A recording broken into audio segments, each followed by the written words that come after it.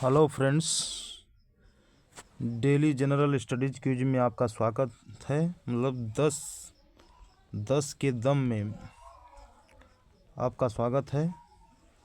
चलिए देखते हैं पहला प्रश्न, जो 10 प्रश्नों का सेट है। आज 30 दिसंबर 2024 है। देखेंगे पहला प्रश्न है कि संतुलन एक स्थिति है जो केवल तभी आंसर है केवल तभी बदल सकती है जब कोई आंतरिक कारक बदलता है।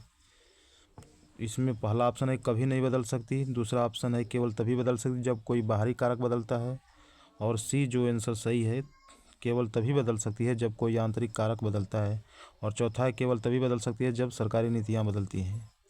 अगला प्रश्न, दूसरा प्रश्न होगा कि एक फर्म संतुलन में होती है जब उसका पहला ऑप्शन है सीमांत लागत सीमांत राजस्व के बराबर होता है, दूसरा ऑप्शन है कुल लागत न्यूनतम होती है, तीसरा है कुल राजस्व अधिकतम होता है, औसत राजस्व और सीमांत राजस्व बराबर होते हैं। इस प्रकार से हमारा ऑप्शन ए सही हो जाएगा, सीमांत लागत सीमांत राजस्व के बराबर होता है।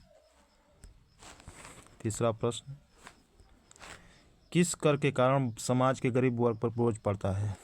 किस कर के कारण समाज के गरीब वर्ग पर बोझ पड़ता है? बहुत ही इंपॉर्टेंट क्वेश्चन है। तो पहला ऑप्शन है प्रत्यक्ष कर, दूसरा अप्रत्यक्ष कर, तीसरा प्रत्यक्ष और अप्रत्यक्ष कर दोनों, इनमें से कोई नहीं। तो हमारा ऑप्शन सही हो जाएगा बी, अप्रत्यक्ष कर के कारण समाज के गरीब वर्ग पर बोझ पड़ता है। और अगला प्रश्न है चौथा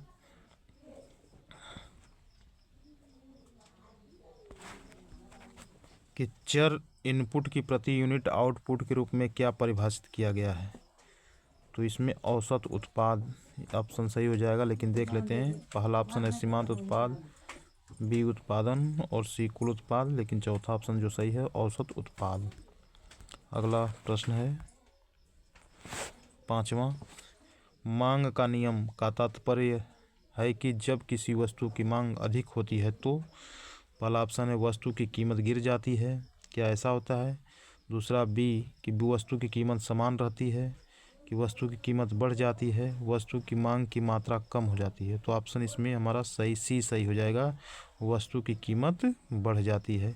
जब मांग का नियम से जब हम देखते हैं तो जब किसी वस्तु की मांग अधिक होती है तो वस्तु की कीमत क्या हो जाती है? बढ़ जाती है। अगला प्रश्न होगा छठवां प्रश्न, मांग वक्र यह दिखाता है कि कीमत और मांग की मात्रा क्या होती है? पहला ऑप्शन है केवल सीधे संबंधित है, सीधे अनुपाती और सीधे संबंधित है, प्रतिलोम अनुपाती और प्रतिलोम संबंधित है, केवल प्रतिलोम संबंधित है। तो हमारा ऑप्शन सी सही हो जाएगा, प्रतिलोम अनुपाती और प्रतिलोम से संबंधित है आंसर। अगला प्रश्न सातवां प्रश्न है, क्या है जो इनपुट को आउटपुट में परिवर्तन के प्रति यूनिट परिवर्तन के रूप में परिभाषित किया जाता है जब अन्य सभी इनपुट स्थिर होते हैं? तो इसमें सीमांत उत्पाद होता है, कि उत्पादन समारोह, कि कुल उत्पाद, कि औसत उत्पाद। तो इसमें हमारा ऑप्शन सही हो जाएगा सीमांत उत्पाद। अगला प्रश्न है आठवां, यदि किसी कीमत पर बाजार की आपूर्ति बाजार की मांग से अधिक है तो हम कहते हैं कि उस कीमत पर बाजार में क्या होता है?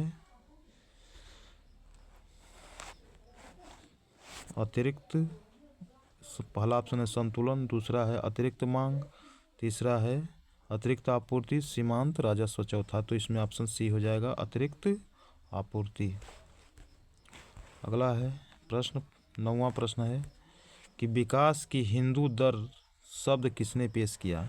पहला ऑप्शन है अमर्त्य सेन, दूसरा राजकृष्ण, तीसरा है BKRB राव, चौथा है कौशिक बसु। तो इसमें ऑप्शन हमारा सही हो जाएगा बी, राजकृष्ण, इन्होंने विकास की हिंदू दर शब्द पेश किया। अगला प्रश्न होगा 10वां प्रश्न कि BRICS New Development Bank NDB की स्थापना की गई। पहला ऑप्शन है सतत विकास के लिए उभरती अर्थव्यवस्था में बुनियादी ढांचे की परियोजनाएं, बी वाला सतत विकास के लिए उभरती अर्थशास्त्र में गैर बुनियादी ढांचा, और सी विकसित देशों में अवसंरचना परियोजनाओं को वित्त पोषित करना। तो ऑप्शन इसमें हमारा सही हो जाएगा ए, सतत विकास के लिए उभरती अर्थव्यवस्था में बुनियादी ढांचे की परियोजनाएं। तो इस प्रकार से ये 10 प्रश्न का सेट था। जो डेली लेकर आएंगे हम, जो आपकी परीक्षाओं में, एग्ज़ाम में बहुत ही हेल्पफुल रहेगा। इसलिए हमारे चैनल को लाइक, शेयर एवं सब्सक्राइब कर लीजिए ताकि नोटिफिकेशन समय समय पर जाता रहे। थैंक यू, धन्यवाद।